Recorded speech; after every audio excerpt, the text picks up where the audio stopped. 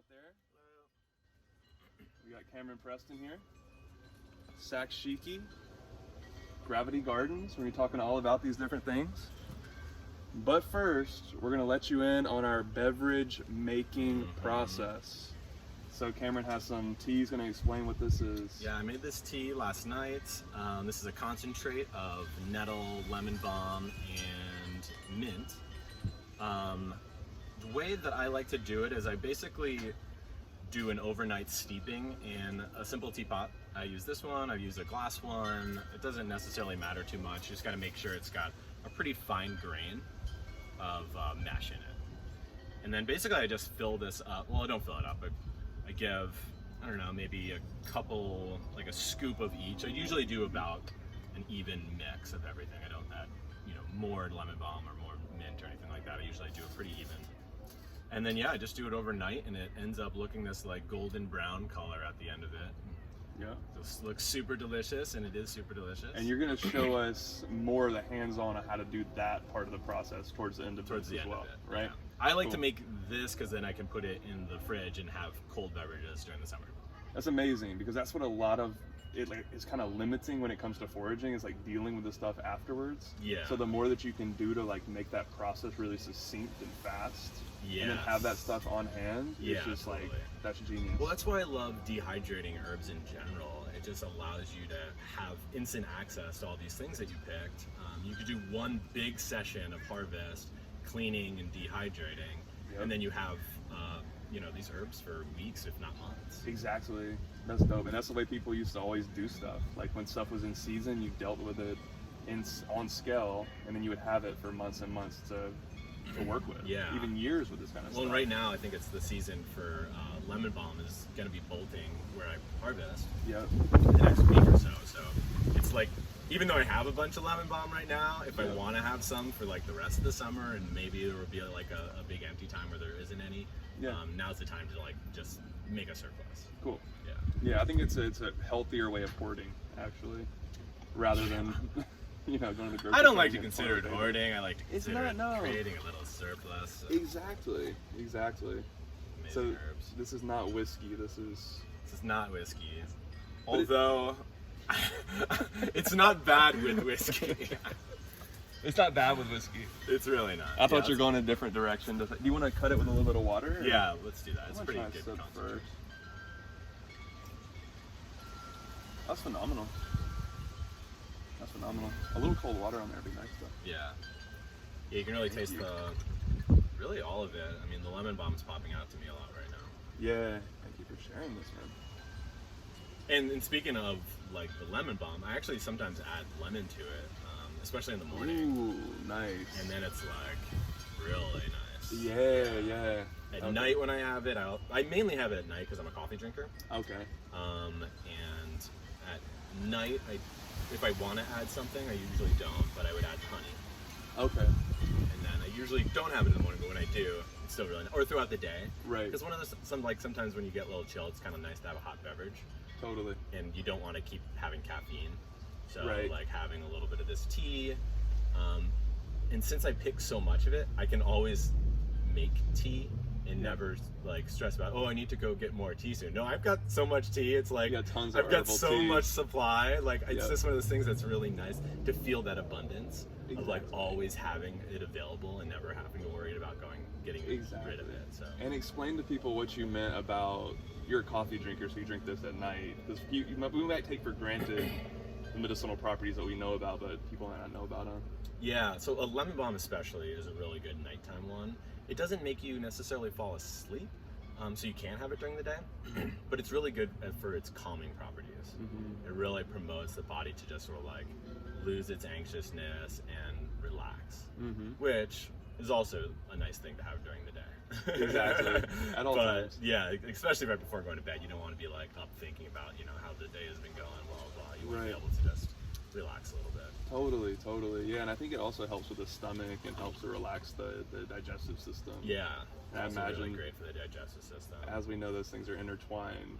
So I feel like once it's relaxing the stomach, it's relaxing the mind as well. Oh, for sure. Yeah, totally. Yeah. And then it also has some really nice other properties. Antiviral, for for example. Yeah. Especially in these days of the coronas. Yeah. Which it's one of the things, like I was reading an article on it from like years ago, and it was really interesting. It actually mentioned really good for the common cold and coronaviruses, and I'm like, wow. Little did they know. Yeah, exactly. Prophecy of lemon balm. Yeah. It's phenomenal. It's the rosmarinic acid. Right. Okay. Yeah. That's the part that's good for that's antiviral. Yeah. Interesting. Antiviral.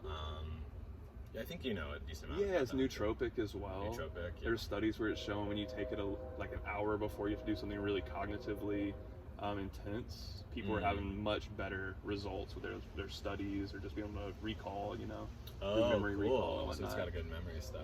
Yeah, exactly. Well, it's in the same family as mint. Right. And I know that mint also has some of that like mental boosting energy and memory and rosemary too. And rosemary too. And rosemary I think got moved. I think rosemary might be in either the mint or the salvia family. I can't remember off the top of my head right now. But they have those same rosmarinic acids in them. Oh, so yeah. Sometimes I'm putting like rosemary and lemon balm together for a little nootropic boost, I often do add rosemary into my teas as well. It's one of those other ones that you just walk around anywhere and you see a rosemary bush. I mean, people love planting them. Yeah. Just as they smell so good, but also it's like they last for a real long time. They're basically an evergreen. Yeah, where we're at, it's phenomenal. People try to grow these things like back in the south where I'm from, and they don't grow back there. They really want to. They grow like weeds out here pretty much. Yeah, we take it for granted. Some of the amazing foraging the Bay Area and California in general has. Yeah, it's pretty phenomenal. But yeah, man, tell us like how did you get into foraging to begin with? What's your story behind that? I mean, I've known you for years, and we've talked a bit about this, but it's always good to hear what people like. What really got you into it? Yeah, well, it was kind of, I started in the most simplest of ways of just like seeing an apple on a tree in a public space and being like, I want to try that apple. I want to eat that apple. I think just like seeing how many trees have different fruits, and you can't, like I walk around with my dog all the time. And so I just got out and was seeing how many different things there were to eat in the Pacific Northwest originally, mainly with fruits. But when I moved to Sacramento, it changed. It was like forage everything anywhere. There's like lemons and oranges were growing everywhere. Because you were in Portland before that? I was in Portland before that. And there wasn't as much stuff that you were noticing up there. There was, it was like, there was some fruits and stuff. I wasn't as much into like their herbaceous species and things like that yet. Right. And there like wasn't, like you see a plum tree every once in a while, or like sometimes you see a nectarine, but like the growing season was a lot shorter there. Right. And you just saw a little bit less of everything. Got you. Then we get to Sacramento. And then it was like, holy, it's just growing like crazy everywhere. There's things popping up all over the place. Yeah. I actually did take some classes when I was in Portland though. So I was starting to get a little bit more into it, and there was a lot of people that are really big into the foraging scene out there. Okay. My friend John Callis is actually the one that initially I took some classes with. Yeah, he's a very well-known forager. Yeah, Wild Food Adventures is his big thing. Okay, cool. Yeah, so I took a couple classes with him and just learned.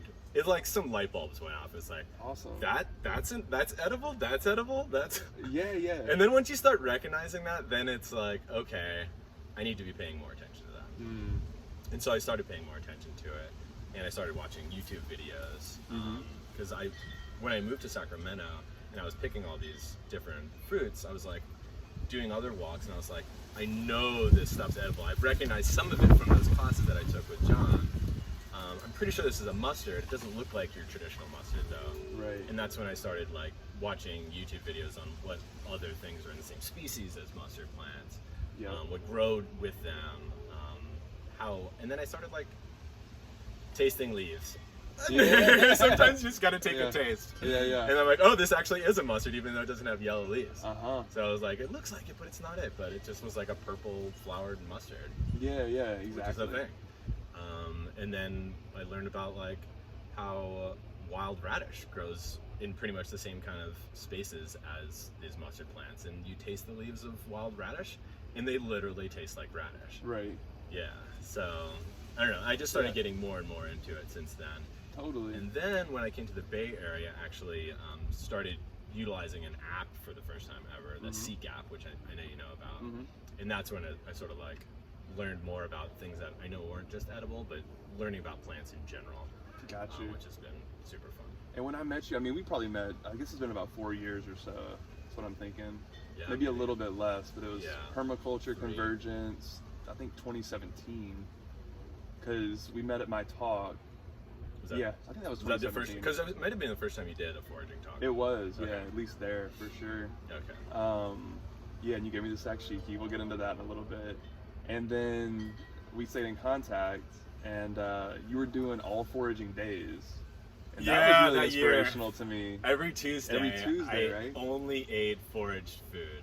And thank God, that was in the beginning of 2018, I think, maybe 2017. But the season right before that, the winter, we did a bunch of acorn harvesting.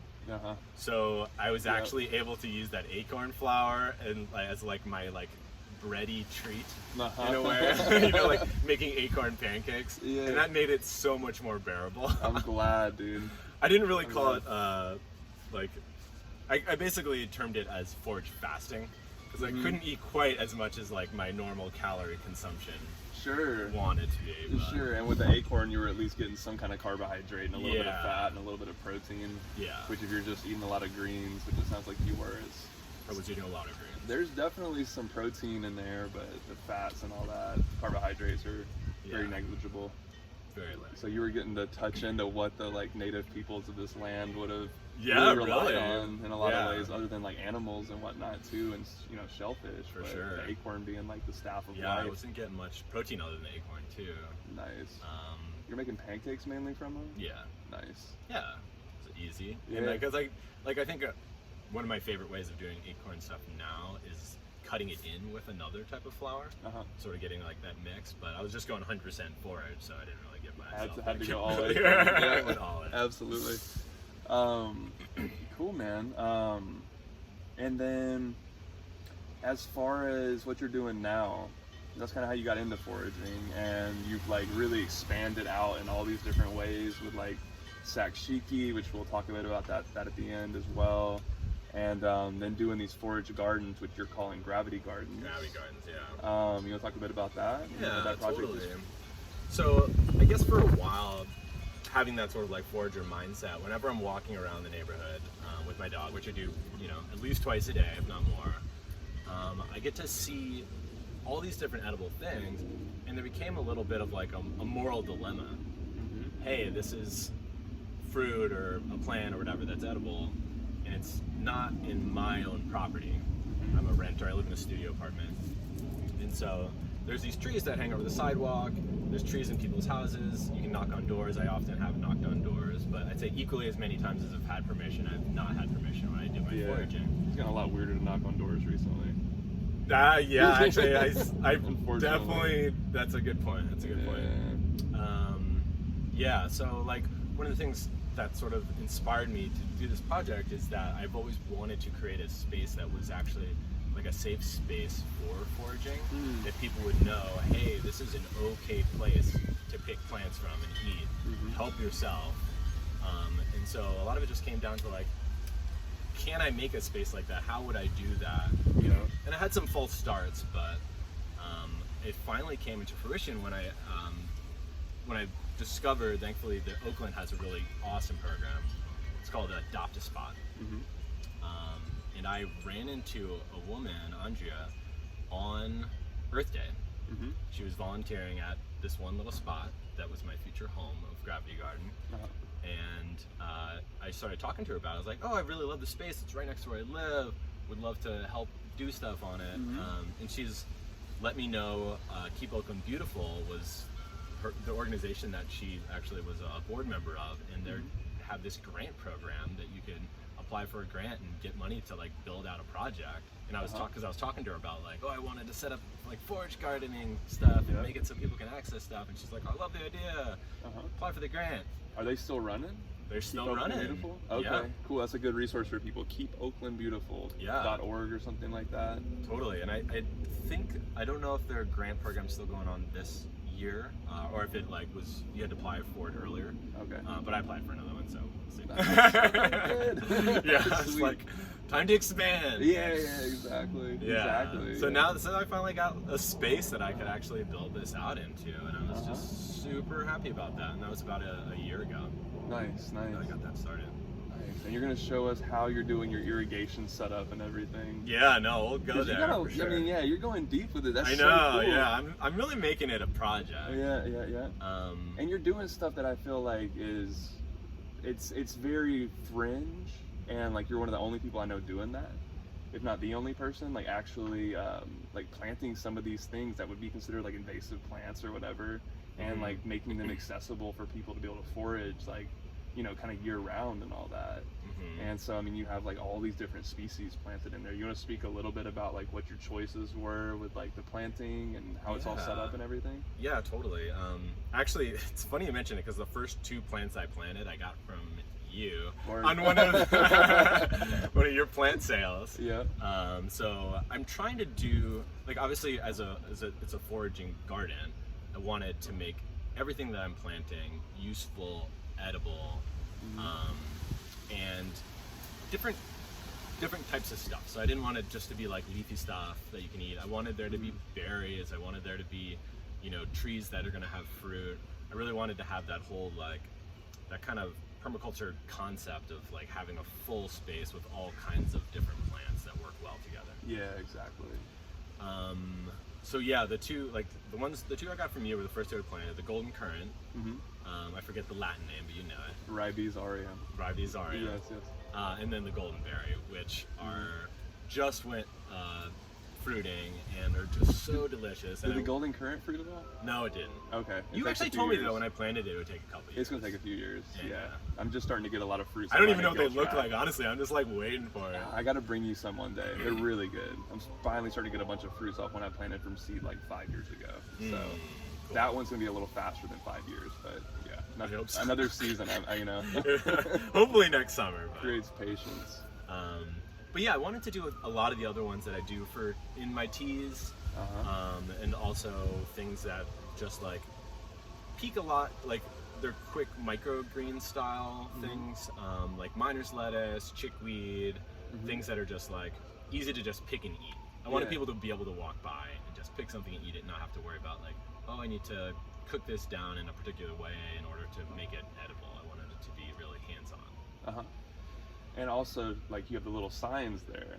Yeah, so that was a big thing for me, is like I wanted to make it forage friendly. And for us, forage friendly means one thing, but if you think about like a community, people that aren't like really big into plants, forage friendly has a different meaning of like, is this safety? What is this? Like, you're saying this is like edible, but I see these plants in my backyard and I don't think of them as edible. I think of them as weeds.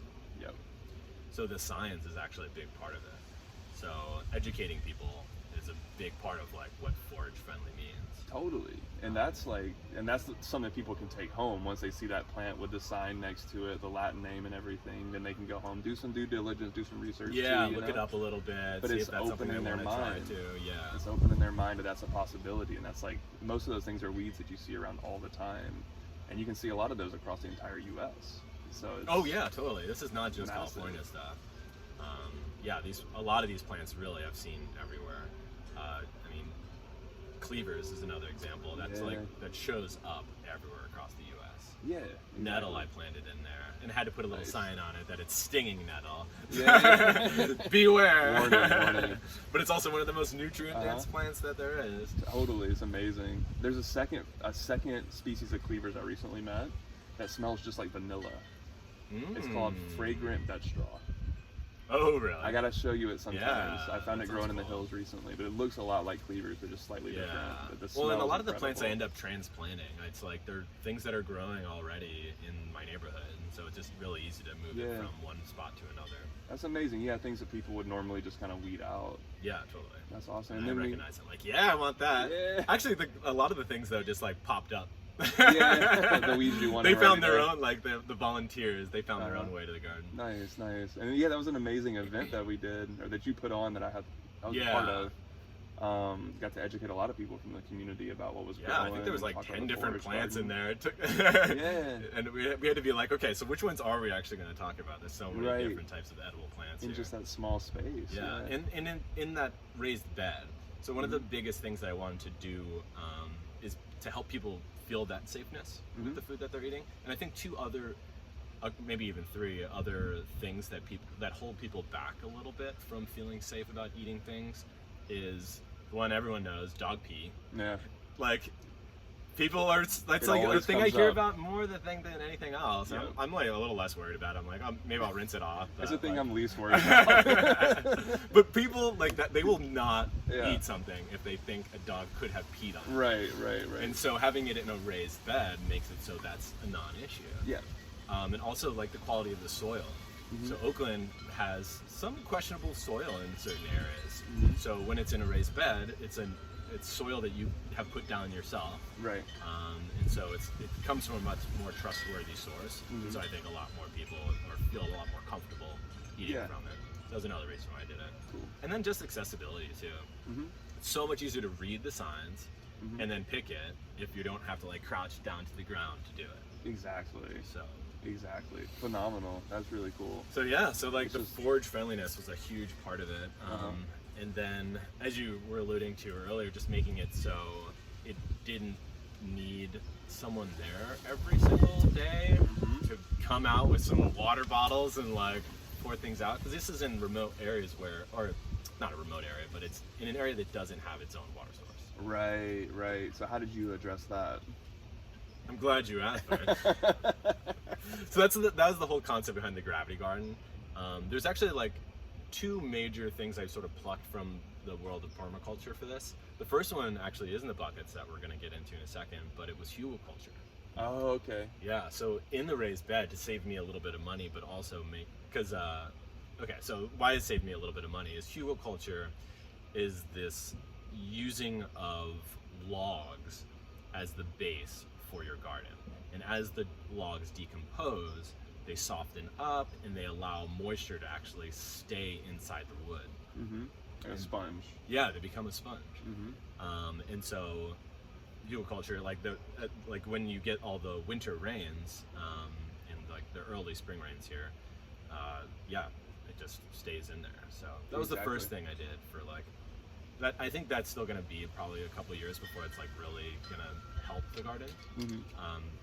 Because it's pretty fresh logs that I put in there. But it's filling the space so that you're not having to put a ton of potting soil in there, Exactly. Yeah, it basically. saved me a lot of money on soil and like Yeah. amendments and that kind of thing. Yeah, and Having soil's a lot of them. ridiculous expense to be paying for. Yeah. You don't need that much to be growing that kind of stuff anyway. It's shallowly No. rooted for the most Yeah, part. pretty much everything's shallowly rooted. And even then, it's still like I have like a foot plus. Right. More And than that's going to enough. be more and more as the years go on. Exactly. That's kind of thing. It's like you're feeding the garden for years. Exactly. And I built it with like metal siding. So it actually, I do feel like it's going to last hopefully decades, like the way I set it up.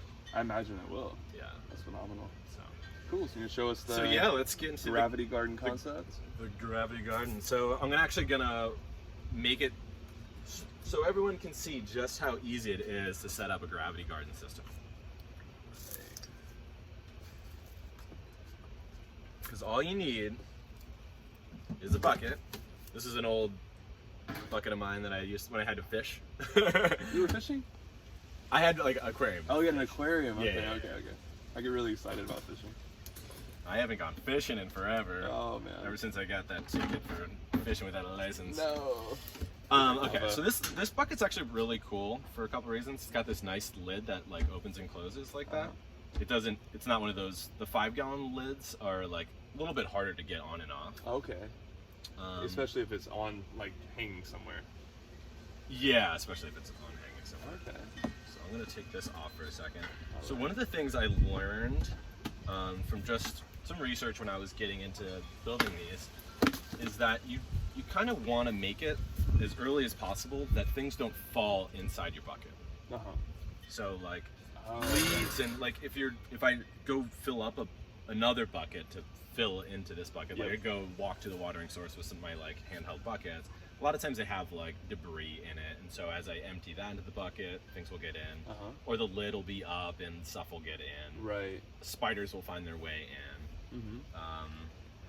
So what a strategy I learned is if you buy this, it's basically the screen door stuff. So what you would use to like put over a screen door to make it so bugs don't get in. And especially mosquitoes. We don't want like mosquitoes harvesting in our like turning into more mosquitoes. Right. So first covering this, and then a really simple thing you can do is just use these twisty ties and do like one of those twisty tie chains and tie it around. So you don't need any other tools than twisty ties, and just scrunch it in and it's there forever. Okay. But before you do that, you got to drill your hole because you got to get your hand inside. So if I think about where to do this on this bucket, so this is where the bucket lid's going to go. This will be the front.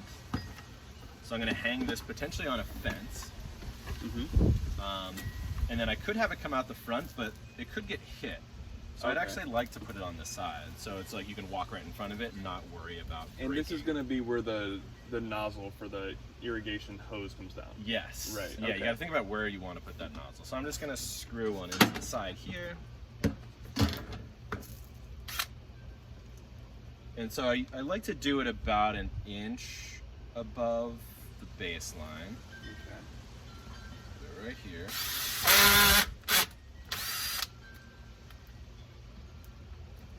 Make sure this is tight. You got it. All right. Perfect.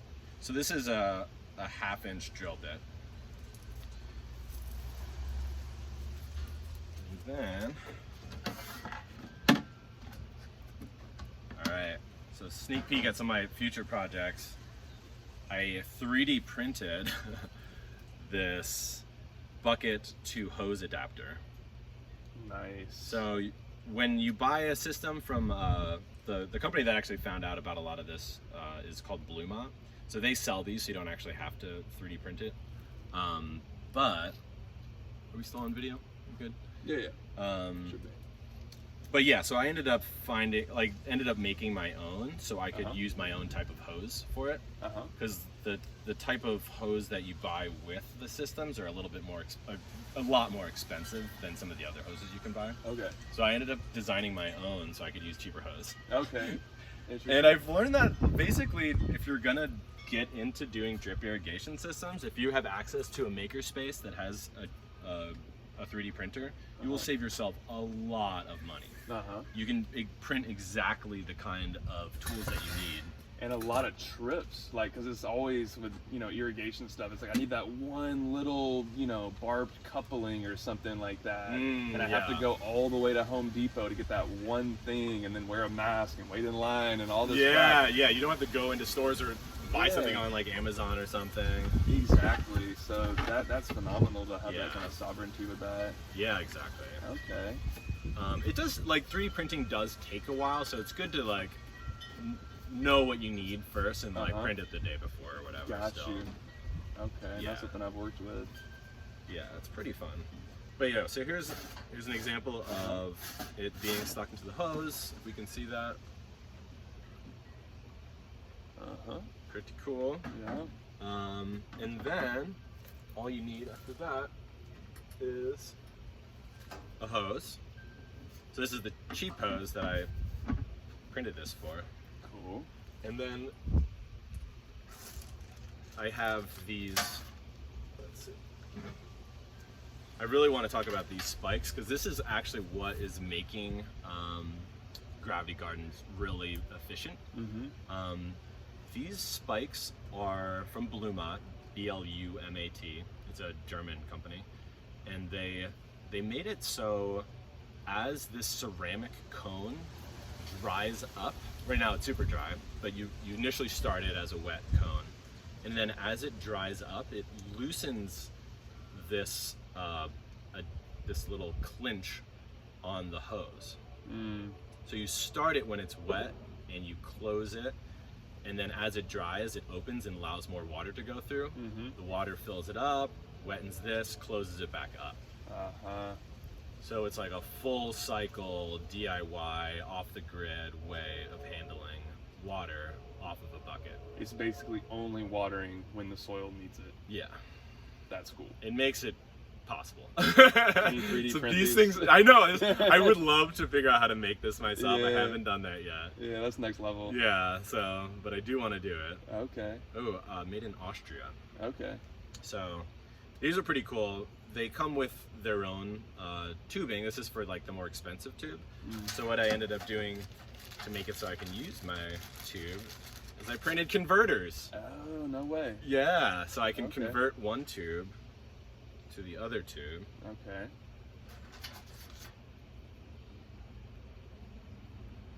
This is why 3D printing is so cool. I didn't know anything about 3D printing last year. This was all like in 2020. It's So- like all of my learnings. Learning curve's not too crazy. on It's it. not too bad.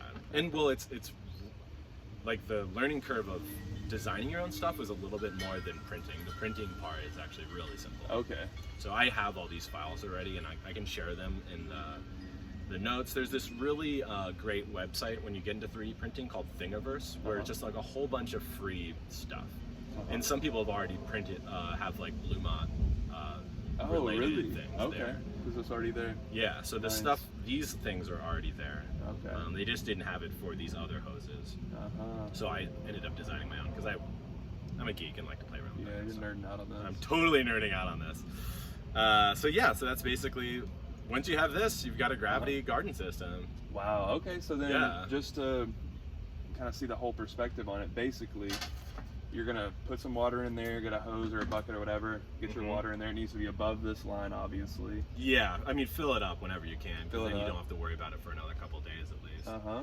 This obviously goes into the soil. Yep. This is gonna be. And you could daisy chain these, so you get, Oh, you okay. have like I've got 6 on one side and I've got like another 6 on a different side. What do you mean by that? How do they So do this connects to another Oh, I see, hose, I which see. connects to another one. So you can, my raised bed that I had has Yep. 6 of these in them. that? Got you. Got Yeah. you. Okay, very cool. This is So really, basically this is the your only method. thing that ends up costing you money, Right. is this. Because you don't have Okay. to buy a bucket, the hose is also costing money, but you can get cheaper hosing. Yeah.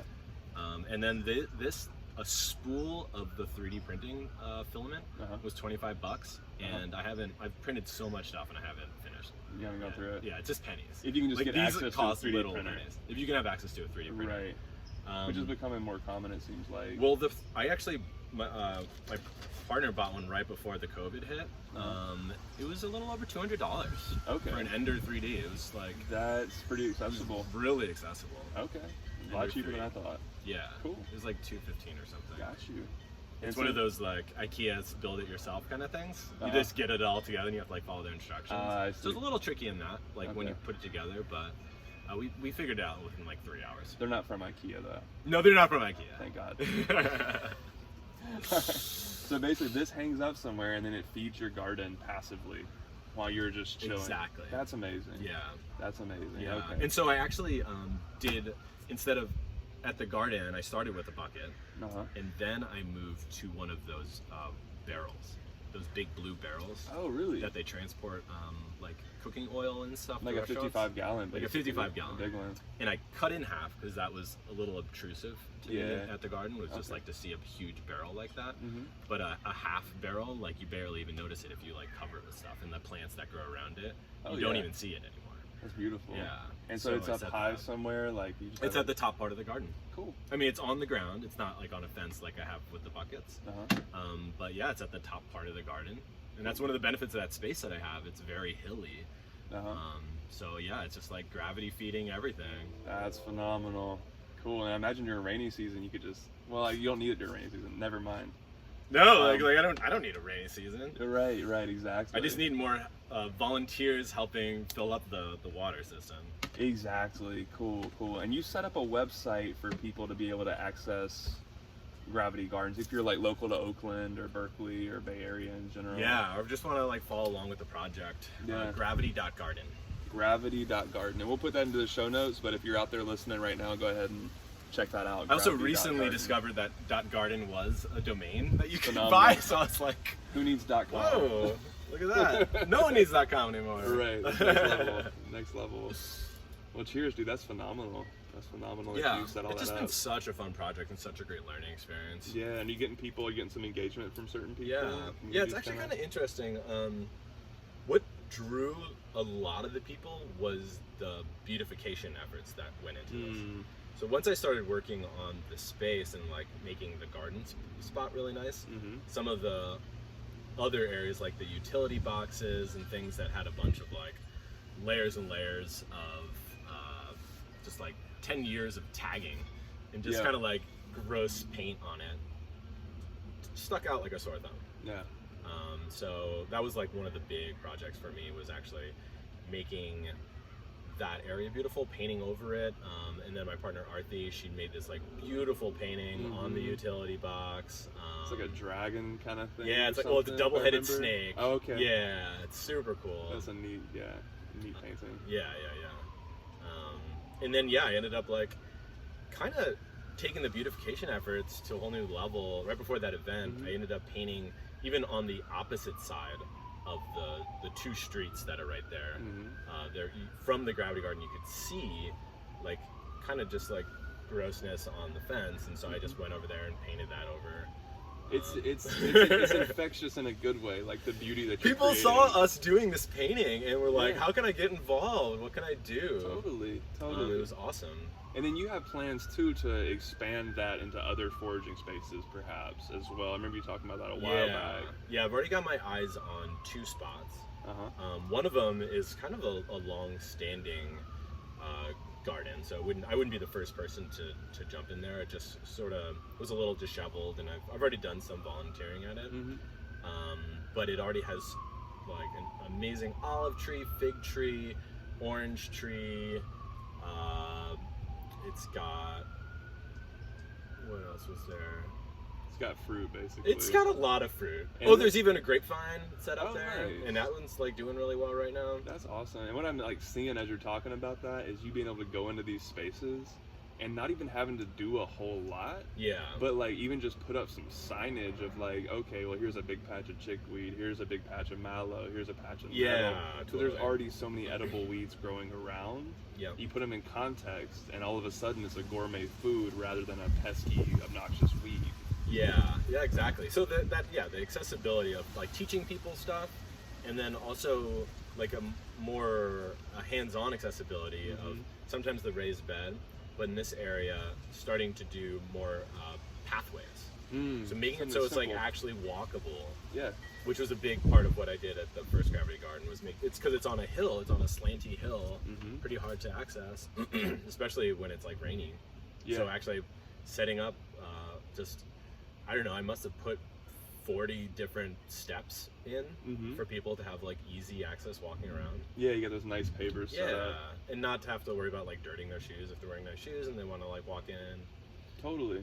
That's cool. I think that's cool because it's accessible to more people, because a lot of people like the dirtiness of farming is like too much for some people, especially a lot of modern people. But I think when you get out there and actually start engaging with this stuff, then you get really into it, and it's like, okay, this actually feels really good. Okay, the dirt's not then they're so bad. willing to like take that risk with the dirt. Yeah, exactly. You gotta meet people where they're at, though. I love that about that project. Yeah. That's phenomenal. And actually, one of the coolest parts of the community aspect of it was two friends I met while doing a part of the painting stuff. They ended up wanting to use that space to set up a give what you can, take what you need table.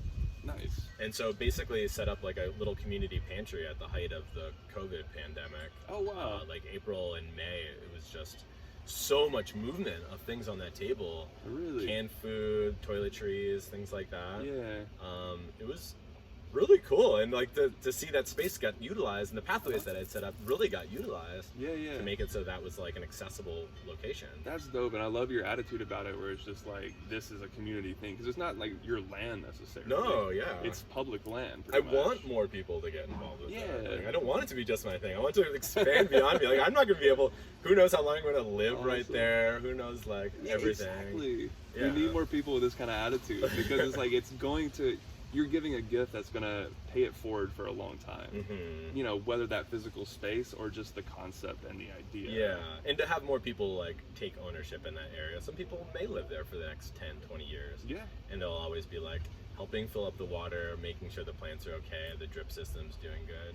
Because none of that stuff I set up there is a temporary thing. Like, I want it to be there forever. Yeah, exactly. I want people to take care of it. Exactly. Yeah. Yeah, I love it. I love it. I think the foraging stuff is really the future in so many ways. And yeah, it's like farming is great. Like I don't hate on farming at all. Like I definitely farm and I have a backyard full of vegetables and whatnot. But We're sitting in it. We're sitting in it right now. Yeah, we're in the sun. But yeah, I mean, it's the passive stuff that's growing all around that like you're bringing into people's consciousness now. Like the earth provides for you. Like that's a huge eye-opening paradigm shift for a lot of people because we live in such a scarcity of resources, you know, or a perceived scarcity. Yeah. Everything costs money, but it's like this thing can actually be really delicious, come straight from the earth, and no one put hardly any inputs into it. Mm-hmm. So that's awesome. I like to think of these gravity gardens as little hubs of abundance. Yeah. So people can just like stumble upon it because a lot of people. It's a large walking. There's like it's actually the property is at Dave's Market. Mm-hmm. So people walk to this market all the time. And so it gets a lot of awesome foot traffic, and people are always peering over. Are they looking over? Oh yeah, they're looking over. They care. Yeah. And so you're doing something natural. Yeah, they're doing it. They really appreciate it in their neighborhood, and they're reading the signs. They're learning about the plants. Wow. So it's really cool. I just need to sort of take it to the next level of like encouraging more consumption. I haven't necessarily seen people like go in and try to eat anything yet, or like people don't know of, like the golden berries were so good, and there's so many that didn't get eaten. Right. People just didn't know how to eat them. So there's a lot of like still a lot of things I need to involve still to get more involvement with. And that's just a matter of signage is great, and then also just doing workshops with people, and we're kind of more workshops. Getting on this other side of COVID now, where it feels like you can start to bring a few people together. There's like 12 people groups happening in like Contra Costa County and whatnot. So that's a cool idea, just to like have more people, or even doing virtual stuff, you know. But ways of kind of like showing people and then like having them taste it. Like, there's nothing that makes people more engaged with their local environment than tasting food from it. So well, and the virtual stuff is like an interesting concept. I know we chatted a little bit about it earlier, the app idea. Oh yeah, talk about that. So one of the ways that I want to help people get involved in this program is by making it so it's really easy to see stuff on an app. Know exactly what kind of stuff needs to get done if you want to volunteer, or what stuff at this garden is edible at what times, and so you feel more comfortable being like, oh, this is May whatever, and right now there should be this and this available. Let me pick those, and just like feel comfortable doing that. And so that app is basically a way of transferring that information across that platform. Yeah, because I can make YouTube videos and have like a YouTube channel for it all, which probably will, but like to tie that directly into a physical space is a barrier that's kind of hard to hit when someone's at the computer on YouTube or like trying to search for things. So to make it so it's very easily accessible to be like, hey, I'm at this space, what's here available right now to eat, and then just have that information come right to them. And then also being able to you're talking about having people know which tasks have been done or need to be done via the app, which I think is a great idea for community farms and urban farms. So that's cutting edge. Because there's so many things that need to get done every single week or every 3 days. Or for that garden, it's also like, hey, we need some help of someone walking through the garden, just like picking up some trash that might be there, or the pathway is messed up right now, or like I always keep a broom at the garden. Or 2 brooms actually. That's something I actually took from when I did a trip to Japan. A lot of the temples and just like public places that you can access had a pile of brooms in the corner for people to sweep up. Wow. Yeah, and I just I thought it was the coolest idea. So I bought like a coconut core broom thing from a Chinese like grocery store, and I just leave it there. Well, it fits in with like the general look. And it fits with this. Yeah, that's cool. That's cool. There's nothing like sweeping up. It just makes everything like feel nicer. I sweep like once a week out there, and it makes me feel really good about taking care of the space. Totally. And just like I have all these little pathway pavement things, and it's just like, oh, sweep.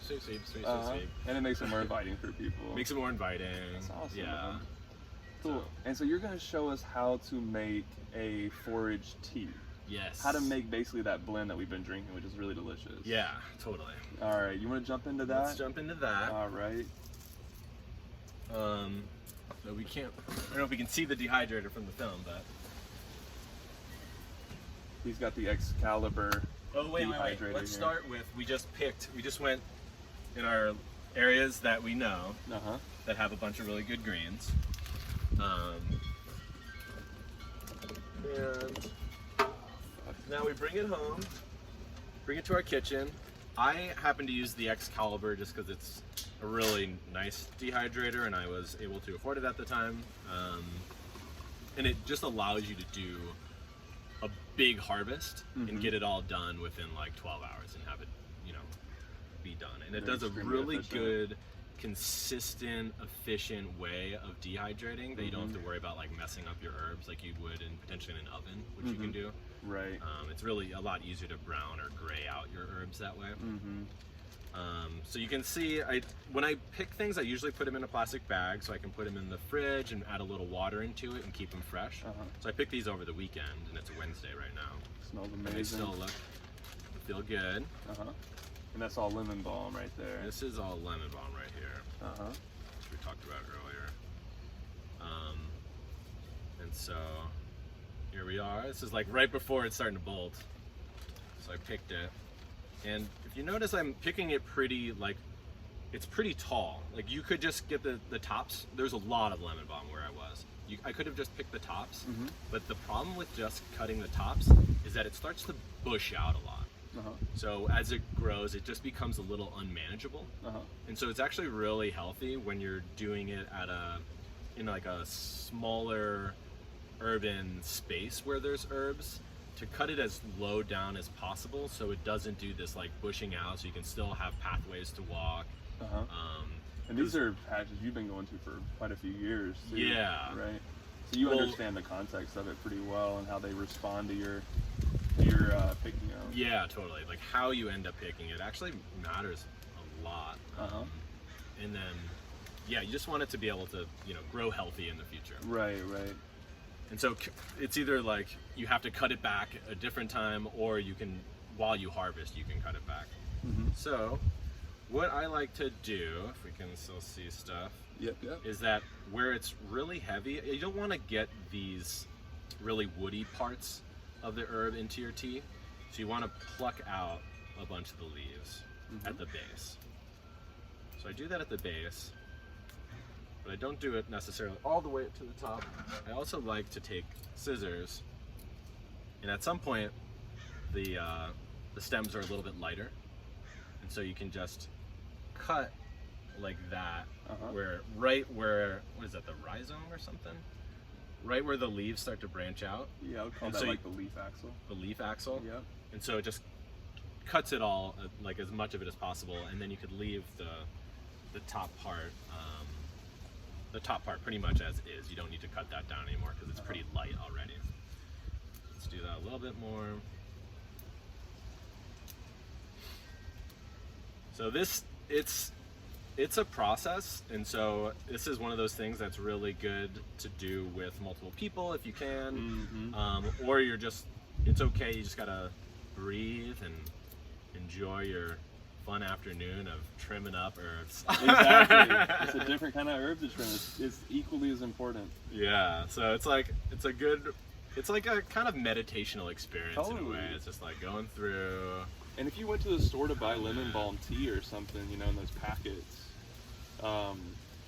it's not that cheap, really. I never buy it, so I don't know how much it costs, honestly, but I haven't either. It's a valuable plant. And it's usually when it's like a lemon balm tea, it's more of like a natural company, and they have a little bit more of like a health aesthetic, and it's usually more expensive. Yeah, yeah, straight up. It's usually like an $8 box of tea. Yeah.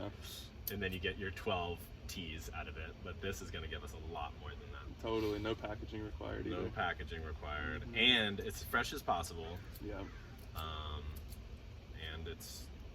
And it's especially really nice if you picked it yourself. Yeah.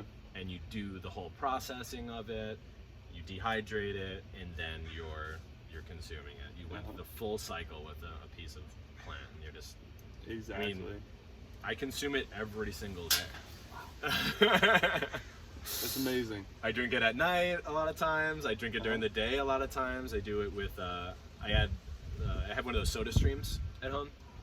So during the day, especially during the hot season, I like to just have some of the concentrated herb with a little bit of ice, a little bit of soda stream, add some lemon or orange onto it, grapefruit juice. Sounds so good. So we do this. There's like two things to keep in mind when you fill out a sheet. You want it to be really flat, so you don't want it to be like bumped up at all, and then you want to get as much of the stems out of the way for the final stage, which is that mortar and pestle-y kind of stage where you actually like chop it. It's a lot easier to do, and this is after you dehydrate it. It's a lot easier to do without the stems. Got you. Okay, so that's it's going into the dehydrator like that. Yep. And it's gonna magically come out of the dehydrator. Yeah. We do some like Martha Stewart. Yeah, exactly. Stuff. You're really proud to be there. Oh, 15 hours later. Okay. So this is probably in for about 14 hours or so. Okay. And so you can see, just it's a little bit less vibrantly green, but it's still green. It smells a lot more like lemon balm now. It smells a lot more lemon. You can concentrate when it dries slowly like that. Yeah, it really does. Yeah, and you never want to dry these herbs in the sun either. You want to do a dehydrator, really slow dehydration. Well, yeah, you. I think some people have done it like in paper bags and stuff, but then it's like it's a lot more like waste and stuff involved in that. Yeah. So one of the other reasons why I really like the Excalibur too is that these make it a little bit easier to access the herbs, these little foldable guys. This is not an Excalibur advertisement. No, it's not. But it is a really great dehydrator. It's a sweet dehydrator. We should get them to sponsor the show. That'd be awesome. Yeah, maybe they'll like give us another dehydrator for you. That'd be amazing. All right, so this is my mortar and pestle. It's a jar, and it's not a mortar and pestle, metal spatula, but it works so well. Okay. So here's my strategy. So I usually fold it up a little bit like that. And I'm sure there's other dehydrators out there that have a similar kind of style to it. So I funnel it in, and I just sort of like stuff it. Okay.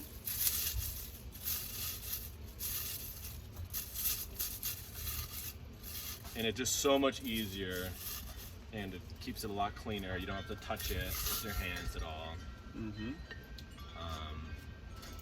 And then we have it in this jar. Now, when it's fluffy like this, it's a lot harder to use. It's a lot harder to manage it, putting it into a tea kettle, trying to weigh out how much you have or measure it out in any kind of like visual way. It's just, it's really difficult to use in my opinion. I've certainly made tea with this, just like putting it into a kettle right away. Right. It's certainly doable, but when you're managing a lot of it, you want it to take up as least amount of space as possible and try to be as like evenly broken down as possible.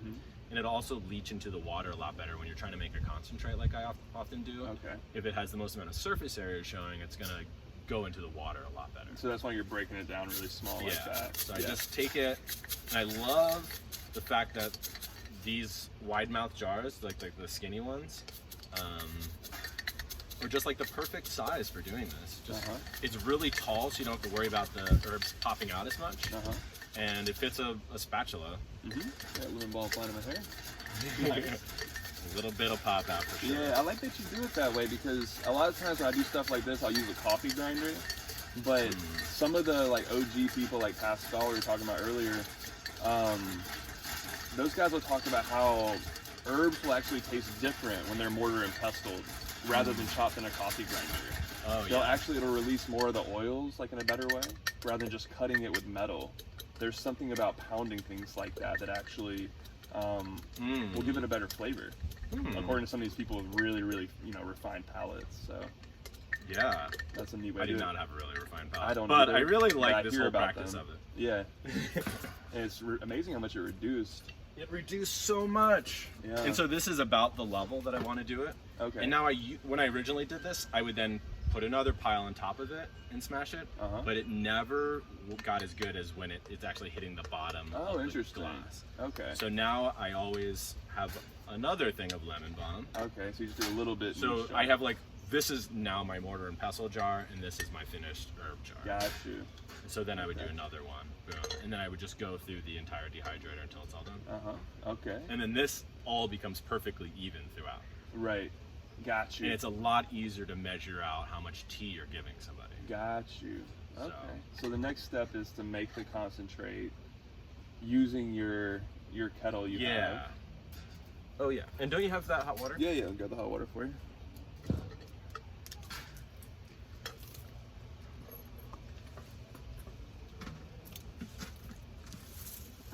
All right.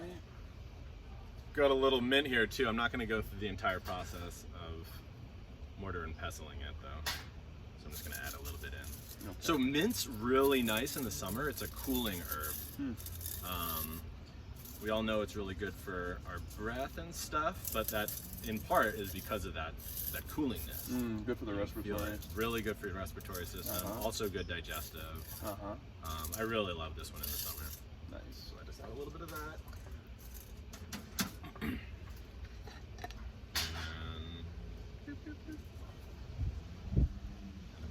bunch of that lemon balm. Where's my... I prefer not to use my hands whenever I can. Yeah. I'm looking for your wooden spatula. Yeah. Just gonna use this scissors. Yep, improv.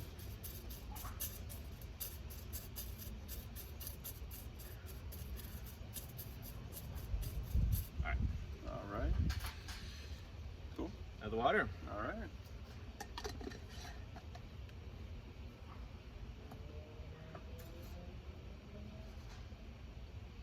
So we're going all the way to the top? Yeah, I would do all the way to the top. And then I usually use water, and I don't think this one was, fresh off the boil. So I get it to a full boil, wait a few seconds, and then I just fill it. Okay. And then what I like to do often is have some of the freshest stuff right away. So drink some in my little teacups right away, and then add a little bit more hot water and let it steep throughout the entire night. Let it steep all the way overnight with that thing packed in right there. Yeah. At least like, Okay. if you're trying to make a concentrate, I would do it for at least 8 hours. Okay, got you. Yeah. So overnight's the easiest. And then you have the concentrate. Excuse me. And then we have concentrate. So when you first pour the tea out, it'll be a lot more like a very light yellowish color. And then what you want in the concentrate, which is just a convenient thing to have for all kinds of things, is that dark, rich amber color. Is it amber? Something like that. Yeah. A rich green. And then how long will that last once you have the concentrate? Have you experimented with kind of like the shelf life on it? I have gotten to a point where it was no longer good. Okay. Got you. I feel like that was past a week. Past about a week. Okay. Yeah. Cool. But in the fridge, I think anytime within the next 5 days, you're good to go on it. And you're gonna probably drink it up faster. And I drink it up pretty fast because when you have the concentrate, you don't need to make a fresh hot tea. You just add concentrate to hot water, and then during the day, I just add it to some sparkle water, and you can do it cold or hot, basically. That's amazing. And I often do it with lemon. Oh, another 3D printing project that I did. Oh wow! Was make, because a lot of the lemons that I find that are out wild are tiny ones. Oh okay. And I didn't like how, I do like usually tiny cups too. Uh-huh. And so I didn't have any, like all these lemon squeezers that I had were just meant for these big bowls or something like that. So I printed it out, I found on Thingiverse a tiny little one. Oh, very nice. Yeah, so good for lines that's and all the that fun too. thing that you can do with when you say Yeah. getting into 3D printing. That's really cute. Yeah. Oh, cool. And you can Nice. like, there's all these different like filament colors that you use. Usually with the garden stuff, I like to use blue so it's like stands out as something that I Right. printed. Okay. But yeah, you can get like baby pink. If you Yeah. want. Whichever way you want to go. That's amazing, Yeah. dude. So. All right. Cool. Well, that's the forage tea. That was freaking delicious. Yeah. Yeah, and then you can add that to cold water. You can add it to hot water. Make a soda out of it. Make your day drinks, night drinks, and just Yeah. drink it all the time. You're getting all your Totally. herbs in. You're getting all your minerals. You're getting your medicine in, your yeah, antivirals, your mental stimulation, anti-anxiety, all of it. you name it. I'm feeling it. All right. That's what's up. And then I'm thinking about the idea of making some kind of a fermented soda with that kind of stuff too. So you got me, Or like my a brain turning. like a kombucha maybe, right? Isn't Yeah, that like exactly. a tea related thing? That would be interesting. Yeah, I was kind of getting into making these like fermented sodas using more like sugar and wild yeast and stuff like that. So it's sort of like kombucha, but that would be cool in one of those. Oh yeah, that would be really cool. I've Yeah. done that once before. I forgot about that. Yeah, Make your yeah. own soda. Yeah, it's amazing. It's a It's a natural carbon process. dioxide kind of thing. That Exactly, happens, right? exactly. Yeah. So like with the elderberries and all that right now, you can get wild yeast from them and start to ferment with that kind of stuff. So I can stop using my soda stream and You could, yeah, you could. It's just cool to have the option, you know? Yeah, But nice. that drink sounds awesome. Oh yeah. Well, first of all, any other links you want to share of things where people can find you? Yeah, definitely. So again, gravity.garden is if you're Gravity.garden. interested in getting more information about that. And then my big foraging project is Sakshiki, SACSHIKI. It's a foraging accessory line. Mainly my favorite product and my main product is these side bags that, so while you're out, you can easily just put something in your bag. I also have it as like a water bottle holder. I usually have my cell phone in it. Got sunglasses in it right now. Nice. I keep my keys in it. Like I Yeah. literally use it for everything, especially because I wear skinny jeans so often. It's like my only pocket that I use. Very nice, very nice. And I mean, for like acorn foraging, especially the camouflage one. Oh yeah. That was a good friend of mine using the Sakshiki. Yeah. Oh, really? Yeah, that was great to be able to use that. That's cool. That was a good ally. Just be able to like slyly put the acorns in and just kind of Yeah. keep going along the parking lot like I'm not doing anything. So. yeah. And that's kind of how our friendship budded, is from the Sakshiki that you gave me. Yeah, The totally. first time we met. So Mhm. that I was like, you amazing. have to have one. It's Yeah. foraging. Totally. I'm gonna do advertising for you. Yeah, for sure. Yeah, it's phenomenal. Well, yeah, thanks for hosting this interview. Absolutely. I appreciate everything. We're not quite Oh. done. We're pretty close. We're pretty close. What time is it? Yeah. We're probably at the hour, honestly. But you got the Sakshiki, you got the gravity.garden.